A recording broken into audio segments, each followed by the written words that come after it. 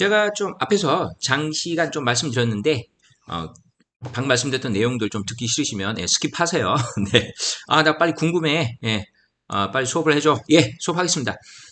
투부정사의 의미상 주어 선택이라고 되어 있고요. 예, 방금 말씀드린 대로, 일단은 뭐 중학교, 고등학교, 심지어 요즘에는 초등학교도 영어를 빨리 하기 때문에 문법을 빨리 배우는 학생들은 의미상 주어가 for 플러스 목적격과 투부정사 의미상 주어가 of 플러스 목적격을 쓴다는 것을 알고 있습니다. 근데 왜 쓰냐는 거죠.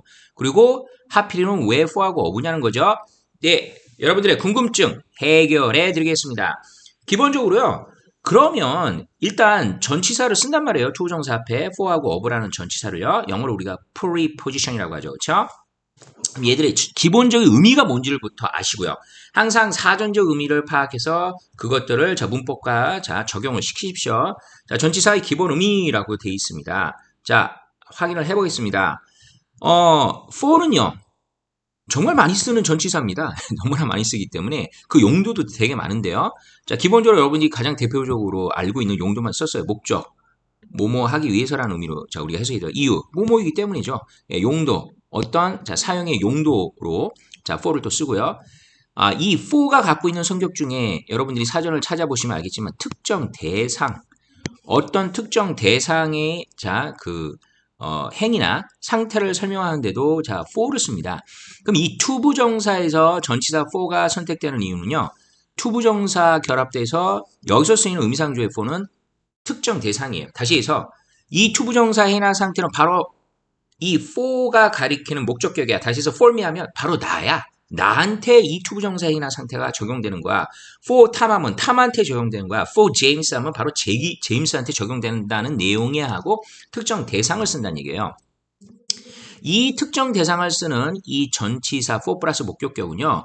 주로 이 의미상조는요. 여기 지금 화면에 보이시는 것처럼 난이도 형용사와 주로 어울립니다. 여러분들이 한 가지 아셔야 될 게 있는데요.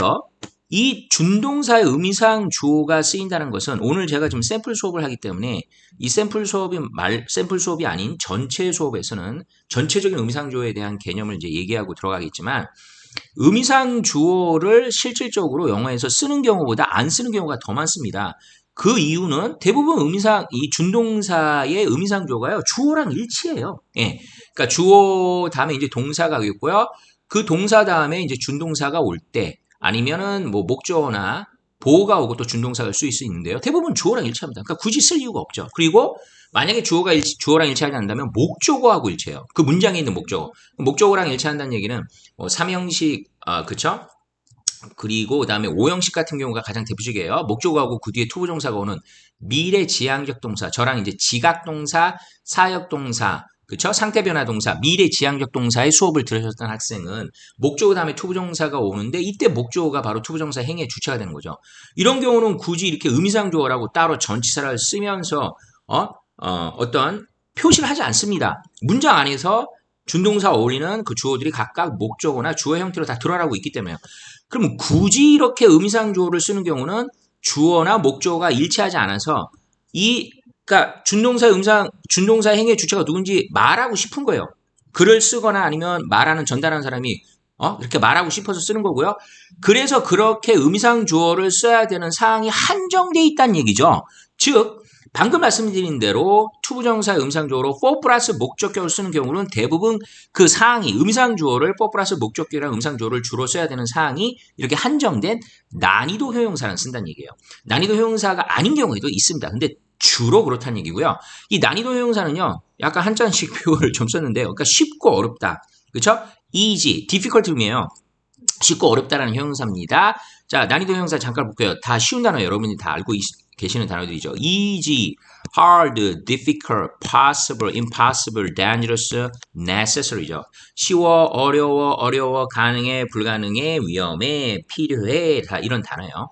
여러분들이요, 이 단어를 보면서요, 머릿속으로 딱 떠오르는 게, 쉽다, 어렵다, 가능하다, 불가능하다, 위험하다. 요 단어를요, 만약에 주어를 사람 주어로 해서 동사가 예를 들어서 비동사나 그쵸 이형식 동사고 있죠. 그리고 얘를 형용사로 주격보로 해서 형용사를 한번 쓴다고 생각해 보세요. 우리나라에서는 모르겠습니다. 걔는 애가 쉬워. 걔는 좀 힘든 애야. 걔는 좀 가능해, 불가능해. 이렇게 얘기해도 우리나라에서 그게 언어적으로 허용된다 할지라도 듣는 사람이 별로 기분이 좋지가 않습니다. 사람을 쉽다, 어렵다, 가능해, 불가능해 이렇게 지금 평가를 하고 있죠. 별로 이렇게 기분 좋은 평가도 아니고요. 그렇죠? 그리고 이걸 사람한테 쓰는 것 자체가 어떤 대상이 난이도, 어렵고 쉽고에 대한 그 내용을 사람을 평가하는 데 썼다는 것 자체가 바람직하지 않습니다. 원어민들은 당연히 싫어합니다. 당연히 꺼려합니다. 여기서 하나의 팁이 생겨요. 즉 굳이 투부정사의 의미상조로 for 플러스 목적격을 오는 이유가 이 난이도 효용사랑 쓰면서 이 투부정사의 의미상 주어가 주어 자리로 가기가 힘듭니다. 투부정사 의미상주어가 주어 자리로 가기가 힘들어요.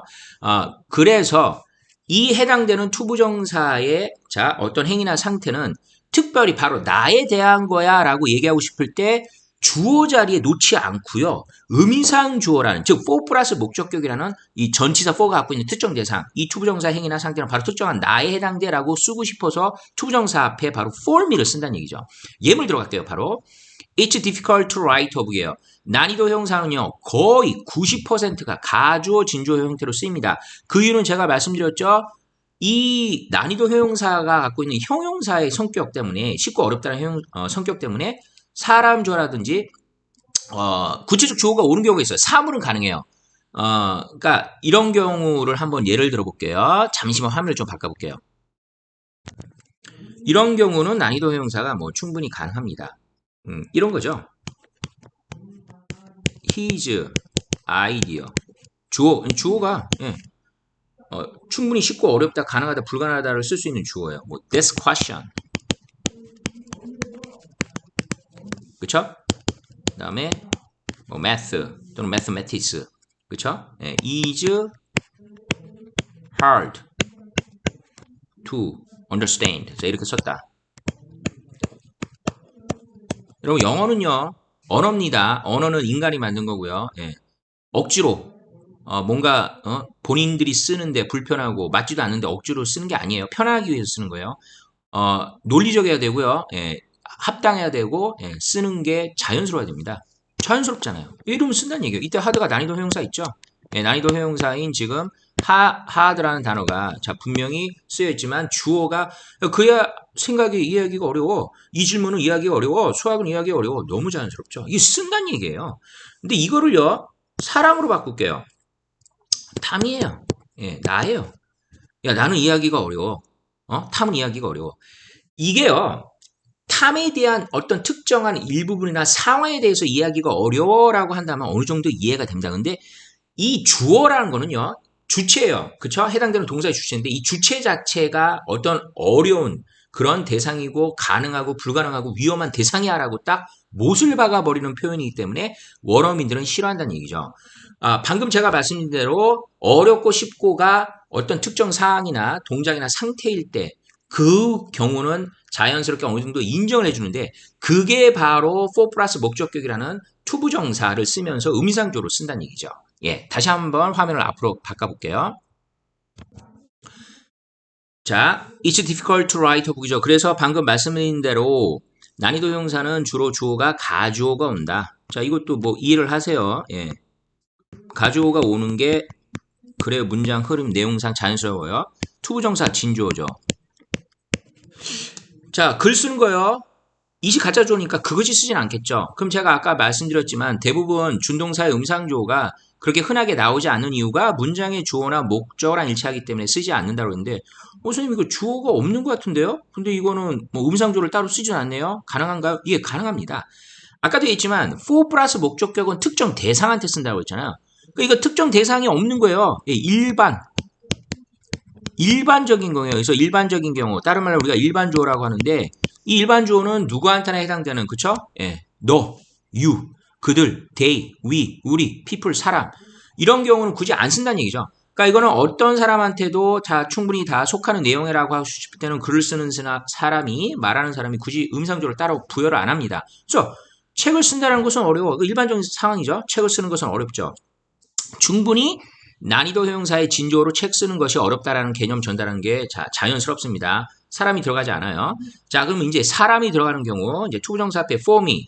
자, 아까 얘기했죠. 전치사 for는 특정 대상이다. 즉 이 책을 쓰는 게 어려운데 이 어려운 게 나한텐 그렇다는 얘기예요. 나라는 사람한테는. 자, 아니면 너한테 그래 라고 하면 그 특정 대상한테 지금 여기서 투부정사의 행위죠. 요 행위가 나한테는 속하는 행위야. 나한테만 그렇게 속해라고 하고 싶으면 for me를 쓴다는 얘기죠. 그런데 이때 for me를 선생님 왜 과감하게 이렇게 앞에 I하고 I am difficult 그렇죠? 이렇게 I am difficult to write 이렇게 안 써요. 왜 안 쓴다고 제가 말씀드렸죠? 나라는 존재 자체가 어려워 쉬워라는 난이도를 표현하는 것 자체를 싫어하고 그런 것 자체가 상당히 무례하고 어색한 표현이라고 했죠. 그러면 숨어 있는 거예요. 그러니까 투부정사의 힘을 빌려서 그러니까 따로따로 보시면 내가 어렵긴 어려운데요. 나라는 존재 전체가 어려운 내가 원래 어려운 사람이고 나라는 어떤 대상이 어려운 그런 존재가 아니라 내가 하는 행위 중에 요 책을 쓰는 요 행위가 좀 어려워라고 하고 싶어서 for me라는 자 이렇게 따로 전명구로 의미상조를 쓰고 그 다음에 이 내가 하는 행동인 또는 상태인 투부정사를 뒤에 써가지고 난이도 형용사가 같이 어울리게끔 이렇게 쓴다는 얘기죠. 그러니까 전면적으로 주어 자리에 나를 이렇게 드러내는 게 아니라 투부정사 앞에서 조심스럽게 그렇죠? 예, 완전히 드러내는 게 아니라 조심스럽게 나라는 대상이 글을 쓰는 게 어려운데 내가 어려운 건 맞아. 그런데 글 쓰는 요 행위가 좀 어려워. 나라는 대상 자체가 아예 어려운 사람이야. 내가 어려운 사람이 아니야. 내가 쉬운 사람이 아니냐고. 나 자체가 어렵고 쉬운 사람은 아니야. 라고 하고 싶어서 이렇게 뒤에다가 투부정사 앞에 form이라는 의미상조를 쓴다는 얘기죠. 자, 그래서 중요한 건 요 의미상조 for 플러스 목적격은 바로 이 투부정사 행위나 상태에 대한 특정 대상, 바로 나라는 존재, 너라는 존재 아니면 특정 대상이라는 존재가 요렇게 난이도 형용사 올리면서 어려워, 쉬워, 가능해, 불가능해라는 얘기죠. 예문을 보시면요. 진짜 제 말이 사실인지 알고 싶으면 사전을 한번 쳐보세요. 사전을 쳐보시고 for 플러스 목적격이 투부정사 음상조로 쓰였을 때 보시면 대부분 다 난이도 형용사랑 쓰입니다. 예, 확인하실 수 있고요. 그렇지 않은 경우도 있다고 제가 말씀드렸습니다. 그렇죠? 주어가 사람이 아닌 경우라고 했죠. 주어가 사람이 아닌 경우 사고나 생각이나 의견 아니면은 상황 이런 것들이면 충분히 난이도 형용사랑 어울립니다. 예. 그래서 지금 주어가 사람인 경우 특히 이렇게 의미상조 for 플러스 목적격을 쓴다는 사실 좀 염두를 해 두십시오. 제가 말씀드린 대로 오늘 제 수업을 듣고 이 투부정사 의미상조에 대한 더 이상 헤매미 없기를 바란다고 말씀드렸죠. 예. 일종의 끝장 수업입니다. 예. 더 이상 의미상조는 나에게 고민거리가 없어. 제 수업을 통해서 진짜 그러시길 바랍니다. 혹시나 제가 부족한 면이 있거나 그래도 이해가 안 되는 부분이 있다면 댓글을 달아주시고 물어주셔도 좋고요.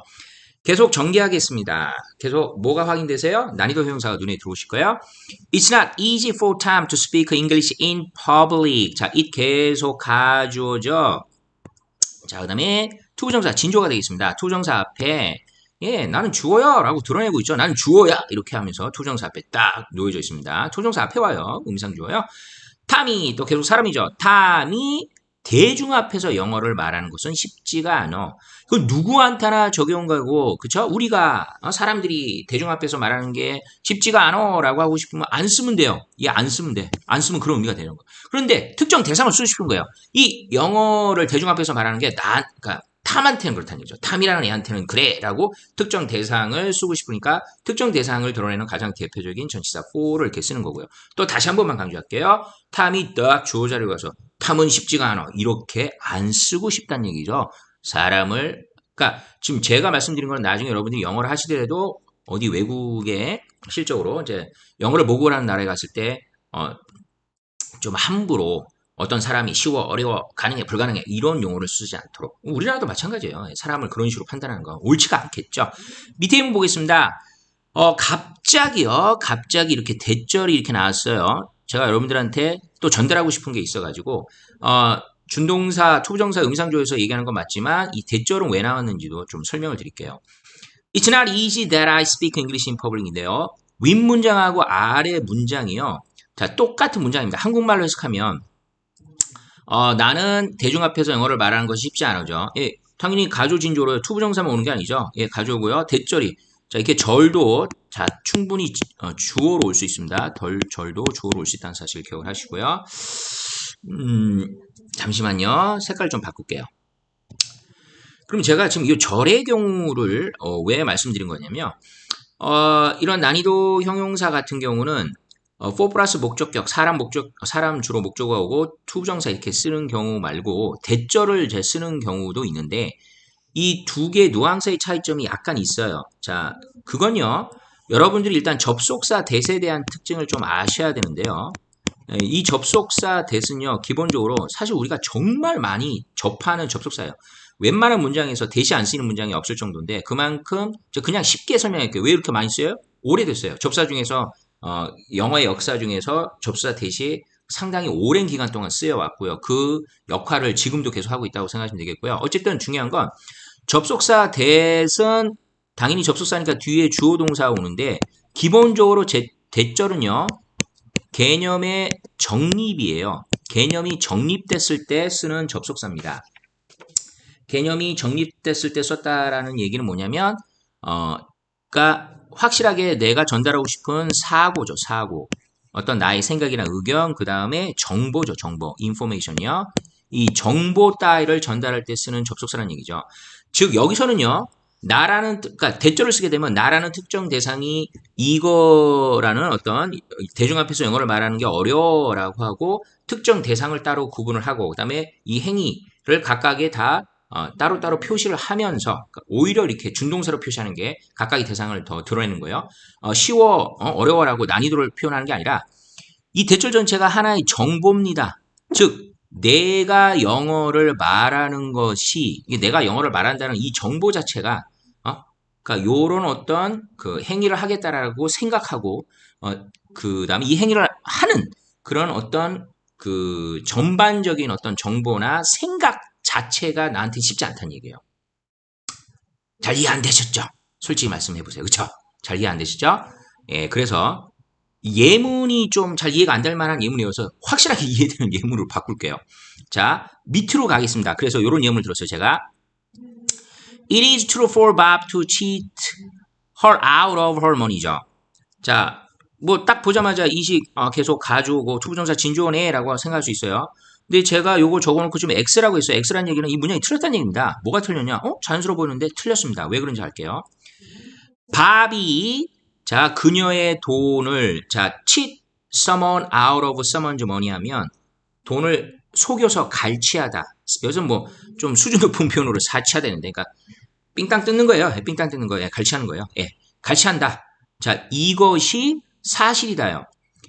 한국말로 뭐 자연스럽죠? 이게 왜 틀렸지? 뭐 굳이가 우리가 문법 배운 대로 그냥 그대로 어순 대로 해석하면 맞는 것 같은데 이게 틀렸는데 100% 틀린 거 알려줄게요. 밥이 사실이다. 적어도 야 내가 좀 어려워 쉬워. 그러니까 나의 행동의 일부분, 나가 하는 어떤 행동이나 어떤 상태의 일부분이 어려워 쉬워 가능해 불가능한 이 정도는 그나마 양호해요. 근데 내가 사실이다?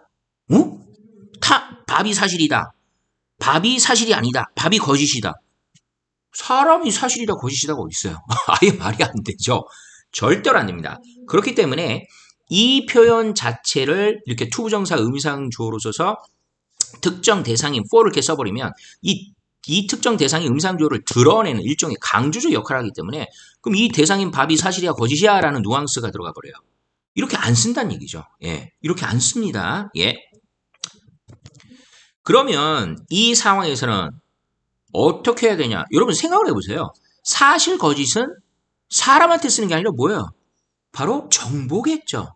소문이나 그쵸? 그다음에 어떤 전달되는 내용이겠죠. 자연스럽게 이해하라는 얘기죠. 아까 말씀드렸죠. 영어도 언어예요. 사람이 있습니다. 예, 뭐 미국인, 영국인들, 뭐 호주인들, 예, 사람이에요. 저랑 똑같은 사고를 합니다.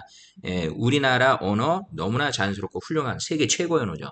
자기들도 그런 어떤 영어를 쓰면서 자부심이 있겠죠. 그 자부심 중에 하나가 자연스러워야겠죠. 부자연스럽게 쓴다는 거 말이 안 되죠. 모든 사람이 쓸 수 있게끔 본인들이 쓰기에도 편하게끔 무슨 말이냐? 사람이 사실이야 거짓이 아닙니다. 정보가 사실이야 거짓이야. 그럼 그 정보를 전달하는 정립된 개념이나 사고에 대한 생각, 정보를 전달하는 가장 대표적인 접속사가 뭐라고요? 대시입니다. 자, 그래서 뭐가 사실이야 거짓이야 라고 할 때는 가조, 진조를 쓰더라도 for 플러스 목적격, 의미상조 쓰고 투부정사 쓰는 게 아니라 사실이나 사고의 정립을 나타내는 대표적인 접사 대를 이용합니다. 이렇게 쓰면 맞습니다. 밥은 자, 그녀를 속여서 그녀에게 돈을 그쵸? 뜯어낸 것이 사실이었어. 예, 요 정보가 사실이야. 예. 이 정보가 사실이야. 예, 정보가 사실이야. 자, 밑에 한번 볼까요? It is first that the natives preserve environment. 자, 원주민들이 환경을 보존한다는 것은 잘못됐어. 뭐 이거는 더가 붙었으니까요. 뭐 제가 딱 예문만 딱 떼어놔가지고 약간 요거는 좀 애매할 수도 있겠지만 뭐 어떤 특정 이 환경에 사는 원주민들이 환경을 보존했다는 게 이 정보가 잘못됐다는 얘기인지 원주민들한테 환경을 보존하라고 하는 것이 잘못됐다는 얘기인지 앞뒤 문맥은 좀 봐야겠지만 하여튼 그런 의미입니다. 이것도 잘못됐어 하면 정보가 잘못됐다라고 해야 될 거 아니야. 정보가 틀렸어 이렇게 하란 말이에요. 정보가 틀렸어. 그쵸? 그래서 이런 정립된 구체적인 사실로 아니면 어쨌든 거짓으로 이미 일어난 정보에 대해서 전달할 때는 뭐를 하라고요? 대을 써라. 그래서 이제 여기서 여러분 제가 팁 하나 주면 학교 시험 문제나 각종 공인 시험 문제에서 무슨 시험 문제 나오냐. 얘가 지금 가주어 진주어니까 당연히 명사절이죠. 주어 자리는 명사가 올 자리니까요. 제가 자꾸 품사라는 용어를 써서 여러분들이 혹시 부담이 될지 모르겠지만 영어는 품사가 핵심입니다. 품사를 제대로 모르고 그러니까 여러분들이 문법 공부를 안 하거나 난 문법보다 그냥 자연스럽게 뭐 해야 정도만 뭐 듣기의 수준만 어느 정도 익히면 돼 이런다라면 제가 설명드린 품사에 대해서 굳이 애를 안 쓰셔도 되지만 적어도 우리가 영어를 좀 더 자세히 알고 싶고 정확한 방식으로 쓰고 그쵸? 예, 사용하고 싶다라면 영어는 나름대로 그 품사의 역할에 의해서 문장이 정해지고 그 역할을 따지는 것들이 기본적인 문법이기 때문에 품사랑 좀 친해지도록 하세요.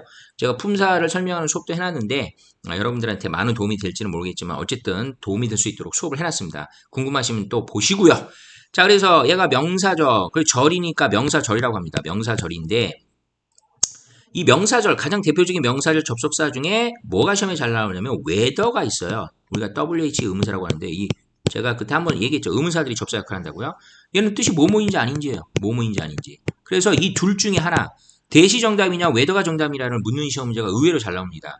그러니까 이거는 상당히 좋은 문제예요. 그러니까 이런 문제를 내는 이유가 뭐냐면 이 전달되는 이 내용이 정립된 내용이냐 일어난 거냐 확실하게 어떤 드러난 정보냐 하고 아직 결정이 안 돼서 말 그대로 whether 자체가 뭐뭐인지 아닌지나 뭔가가 궁금하고 선택해야 되는 사항이냐를 묻는 거겠죠. 그래서 여기 있는 내용들은 다 정확한 정보이기 때문에 얘를 whether로 바꾸면 안 된다는 얘기죠. 예, 그래서 대신 맞습니다. whether와 쓰이는 동사를 제가 그러니까 예를 들어서 whether가 일반적으로 이제 목적어 자리에 많이 오겠죠. 뭐뭐인지 아닌지 하면서 잘 어울리는 동사가 정립이 안 된 거니까 잠깐 그 시간은 아니지만 한 두 개만 얘기할게요. wonder예요. 궁금하다. wonder. doubt예요. 의심하다. 뭐 심지어 don't know예요. 모르겠다. 모르니까 뭐뭐 아닌지 모르겠다죠. 예, don't know. 그쵸? 예. 죄송합니다. 좀 깨끗하게 쓸게요. don't know. 뭐인지 아닌지 모르겠다. 뭐뭐인지 아닌지 궁금해. wonder. 뭐뭐인지 아닌지 의심스러워. 예. 자연스럽게 쓰라고 했죠. 예, 자연스럽게 영어합시다, 우리. 자, 자연스럽게 얘들이 바로 명사절, 외덜절과 쓰인다. 예. 그래서 이렇게 자, 제가 가조진조 자리요. 자, 난이도 형용사와 대절이 오는 경우는 어떤 경우일까? 얘는 지금 난이도 형용사는 아니지만 true하고 false는 그러니까 이런 식으로 그러니까 의미상 주어를 이제 이해시키기 위해서 의미상 주어가 실질적으로 해당되는 그 어울리는 보호 자리에 오는 형용사랑 어울리는 정도에 따라서 의미상 주어의 사용 요구가 결정되고 아예 어울리지 못할 때는 이렇게 절의 형태로 어떤 정보를 전달하는 사항이 맞을 때는 정보를 전달하는 대절의 형태를 선호한다는 사실까지 설명을 해드렸습니다. 자, 요 내용과 함께 이제 여러분들이 아셔야 될 거 그리고 시험화 될 수 있는 사항이에요. 이런 문제를 이제 우리가 흔히 뭐 고등학교 시험 문제도 그렇지만 토익이나 뭐 탭스 같은 경우에서도 물을 수가 있는데 의미상 주어가 아까도 말씀드렸지만 자, 의미상 주어가 문장의 주어로 쓰이냐는 거죠. 지금 보시는 바와 같이 의미상 주어가 문장 주어로 쓰이냐인데 이것이 또 투부정사 의미상 주어 4 플러스 목적격과 어브 플러스 목적격의 또 가장 큰 차이점이라고 보시면 돼요. 요 두 개가 약간의 좀 차이가 일어나고 있어요. 자, 보세요. 의미상 주어의 문장 주어 전환 불가능이라고 했습니다. 자, 100% 불가능한 건 아닌데요. 거의 선호하지 않고요. 이런 시험 문제가 나오면 특정 경우 난이도 형용사 앞에 주어가 오는 경우가 있어요. 자, 그거는 제가 다음 시간에 또 나중에 기회가 되면 일단 설명을 드리고 오늘은 이 두 개를 비교하는 게 핵심이니까 그냥 이렇게 알아두세요. 90% 이상이 선호하지 않는다. 다시 해서 불가능하다고 생각하시고요. It's impossible for her to climb the mountain이죠. 예, 너무나 자연스럽습니다. 산을 오르죠. 누가요? 특정 대상이에요. 그녀라는 특정 대상이니까 그녀가 산을 오르는 것은 불가능해요. 자, 요 그녀가 그러니까 여기서 그녀라는 요 대상, 특정 대상이 산을 오르는 행위가 이제 불가능하다는 얘기죠. 자, 그런데 이걸요, 가능하다, 불가능하다. 아까 얘기했죠. 정말 무례한 표현이라고요. 어떤 사람한테, 쟤는 가능한 애야, 쟤는 불가능한 애야. 자, 포호를, 자, 과감하게, 자, 우리 주어 자리에 집어넣읍시다. 딱, 주어가 얼마나 중요해요? 문장의 주체입니다. 그렇죠? 누구야? 누군가가 이 행동을 했어 하고 딱 드러내는 주제. 가장 먼저 씁니다. she를 딱 갖다 놨어요. 자, 그녀가, 그쵸? 산 오르는 거 불가능해. 이렇게 써버리면요. 그녀라는 여자 자체는 불가능한 여자라는 누앙스가 된다는 얘기예요. 그녀는 가능해, 불가능해. 걔 가능한 여자야, 불가능한 여자. 죄송합니다. 여자를 해가지고 남자로 할 걸 그랬나. 그쵸? 예. 자, 어쨌든 간에 그녀는 불가능해. 라고 하고 아예 그녀의 어떤 전반적인 성향이라든지 삶, 이런 것 자체가 불가능한 어떤 요상으로 찍히는 거예요. 이렇게 누앙스를 주는 걸 싫어해서 가주어 투부정사와 그 앞에 조심스럽게 특정 대상을 나타내는 for 플러스 목적격으로 이렇게 의미상조어를 난이도 형용사는 드러낸다는 얘기죠. 다시 한번 얘기합니다. She's impossible to climb the mountain. 네, 틀렸습니다. 만약에 시험 문제에서 이렇게 나왔잖아요. 예문이 틀렸다고 하시면 되겠습니다. 이런 시험 문제도 나온다는 얘기죠. 상당히 좀 수준 높은 문제고요. 이거 왜 틀렸는지 아셔야 될 거 아니에요. 이런 누앙스에서 쓰인다는 얘기죠. 네, for 플러스 목적격 설명하는데도 좀 시간이 많이 걸렸죠. 제가 뭐 그렇게 지금 뭐 유튜브에 익숙해 있는 사람도 아니고요. 그 다음에 어떤 뭐 제가 좀 나름대로 작업을 한다고 작업을 해서 여러분들한테 전달하지만 이런 화면상으로 전달되는 게 여러분들한테 이렇게 좀 편하진 않을 수도 있어요. 뭐 너무 빽빽하죠. 지금 화면이 빽빽해 가지고 뭐 유튜브 수업을 잘하신 분들은 화면을 좀 넉넉하게 만들고 몇 가지만 딱 쓰고도 설명을 할 텐데 제가 그런 능력이 좀 유튜브로서 여러분들한테 좀 편하게 보게 하는 그런 능력은 안 되는 것 같지만 제 수업 능력이 떨어지는 건 아닙니다. 여러분 오해하지 마시고요. 그 누구보다도 여러분들한테 정확한 영어적인 정보를 전달하고 있다고 저는 믿고 싶고요.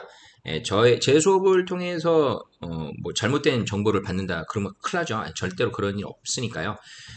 근데 이렇게 빽빽한 이유가 여러분들한테 조금이라도 더 정확한 정보들이 제가 이렇게 글씨를 쓰면서 하게 되면 좀 집중도가 떨어질 수도 있고 그렇다고 해서 이제 제가 뭐 글씨를 그렇게 크게 잘 쓰는 것도 아니기 때문에 확실하게 여러분들이 이해가 될 수 있도록 하기 위해서 화면상 이렇게 제가 직접 다 타이핑을 좀 해놨어요.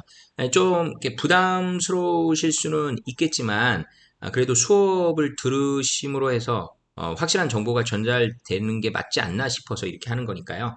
혹시라도 좀 더 화면이 좀 여유로웠으면 좋겠다라는 분이 생각이 되시면 뭐 그런 글의 내용도 좋으시고요. 뭐 이렇게 수업해 주는 게 나는 더 모든 정보를 어쨌든 간에 놓치지 않고 전달하려고 하는 의도거든요. 그런 것 같다.